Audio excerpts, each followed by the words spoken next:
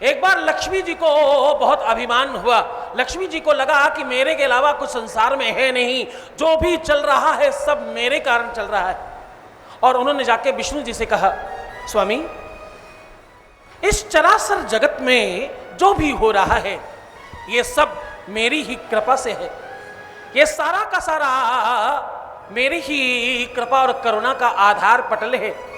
और स्वामी, आपको भी लोग इसलिए मानते हैं क्योंकि आप मेरे पति हैं, अन्यथा आपकी भी कोई पूछ नहीं होगी। क्यों? तो लक्ष्मी जी अपनी वाली आरती की लाइन याद दिला रही हैं, उसे ध्यान सुनना। बोले, तुम बिन यज्ञ न होते, वस्त्र न हो पाता, मैया वस्त्र न हो पाता, और खान पान का वैभव, खान पान का वैभव सब तुमसे आता। ओम जय लक्ष्मी माता। जिस घर में तुम रहती मन नहीं घबराता, सब संभव हो जाता। जय लक्ष्मी माता। यज्ञ हो, पूजा हो, पाठ हो, खान पान हो, वस्त्र आभूषण हो, महल हो तो महल हो, काम हो, व्यापार हो, हर जगह मेरी आवश्यकता पड़ती है देव, मेरी वजह से सब चल रहा है। भगवान विष्णु पहले सुनते रहे, सुनते सुनते थोड़ा समय व्यतीत हुआ, उसके बाद बोले, सावधान लक्ष्मी, तुम्हें मालूम नहीं है, तुम शायद भूल रही हो, तुम श्रापित हो, तुम्हें श्राप है कि तुम कभी मां नहीं बन सकती। और वो स्त्री कौन सी, किस काम की, जिसके गोद में उसका लाल ना हो। लक्ष्मी, किस बात पर अभिमान कर रही हो तुम अपूर्ण हो। एक सधवा स्त्री जब तक मां न बन जाए तब तक उसके जीवन में वात्सल्य नहीं आता और सौम्यता नहीं आती और वह पूर्ण नहीं हो पाती। एक स्त्री बिना संतान के उस कदर है लक्ष्मी जैसे बिना फलों की कोई वृक्ष लगा हो। और लक्ष्मी, तुम्हारे दो स्वरूप हैं, तुम ध्यान रखना, एक सधवा लक्ष्मी है और एक निर्गुणा लक्ष्मी है। एक वो लक्ष्मी है जो सत्कर्म कराती है, एक वो लक्ष्मी है जो दुष्कर्म कराती है। एक वो लक्ष्मी है जो श्रेष्ठ बनाती है, एक वो लक्ष्मी है दुष्कर्मी बनाती है। मदिरा से लेकर जितने भी मदांत करने वाले कार्य हैं वो सब लक्ष्मी के वशीभूत होते हैं। लक्ष्मी वहां भी जाती है। तो लक्ष्मी, तुम इसी कारण संतों और महंतों के, ब्राह्मणों के चरणों की दासी हो और चरणों में चढ़ाई जाती हो। क्यों? क्योंकि तुम्हें ब्राह्मणों का श्राप है और तुमसे अभी उर्ण हो नहीं पाई। ये कलिकाल पूर्ण हो जाएगा, ये चारों के चारों युग एक बार परिवर्तित हो जाएंगे, उसके बाद तुम श्राप से मुक्त हो पाओगी। अभी तो तुम श्राप में हो। तुम किस बात पर अभिमान कर रही हो लक्ष्मी? और सबसे बड़ी बात, तुम्हें कोई मां कहने वाला नहीं है। इस संसार में लोग तुम्हें लक्ष्मी पुकारते हैं, मानो कोई घर में सामान्य से व्यक्ति को आवाज लगाया जा रहा हो लक्ष्मी।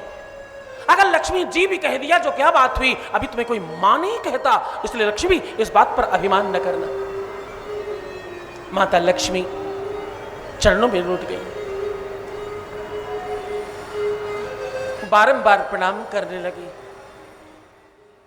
आपने भगवान विष्णु का विग्रह जब भी देखा होगा, लक्ष्मी जी चरण दबाती हुई आपको दिखाई पड़ी होंगी, उसके अलावा कुछ नहीं दिखता। वो मना रही हैं, वो भगवान विष्णु को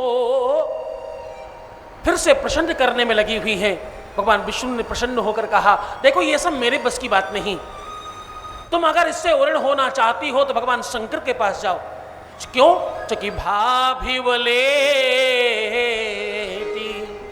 क्या बोले, भाभिवमेटी सके त्रिपुरारी। ये भगवान शंकर के बस की बात है, भगवान शंकर कर सकते हैं। माता लक्ष्मी भगवान शिव के दरवाजे पर गई और जाकर के भगवान शंकर के चरणों में प्रणाम किया और बोली, नमः सर्वहितार्थाय हे जगताधार हे तवे। और यही रुकी नहीं, आगे बढ़कर कह रही है, साष्टांग प्रणाम मोही प्रयत्नेन मया कृता। और हाथ जोड़कर कह रही है, बोली पापो हम पाप कर्मा हम, बड़े पाप लगे हैं मुझे। मैंने अपने ही पति को कुछ कहा, वो बड़ा भारी पाप है। पापो हम पाप कर्मा हम, अपने गुरु का अनादर करना, गुरु के आदेश का अवहेलना करना, अपने माता पिता की बात नहीं मानना और अपने पति को नीचा दिखाना विश्व का सबसे बड़ा पाप है। मैंने वो किया है। तो पापो हम पाप कर्मा हम, पापात्मा पाप संभव, त्राहि मां पार्वती नाथ सर्व पाप हरो। एक कृपा निधान, एक करुणा के सागर, मुझ पर कृपा करो नाथ, मेरे राग दोष हरो। और कहते हैं कि माता लक्ष्मी ने भगवान शंकर से गुरुमंत्र लिया।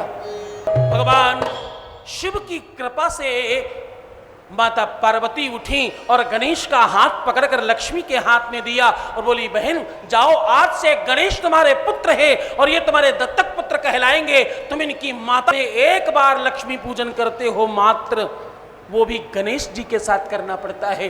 बाबा शिव की कृपा के बगैर, इनके परिवार की कृपा के बगैर तुम्हारे घर में लक्ष्मी भी आ सकती नहीं। बोलो लक्ष्मी माता की जय, बोलो गणेश जी भगवान की जय, बोलो कुबेर जी भगवान की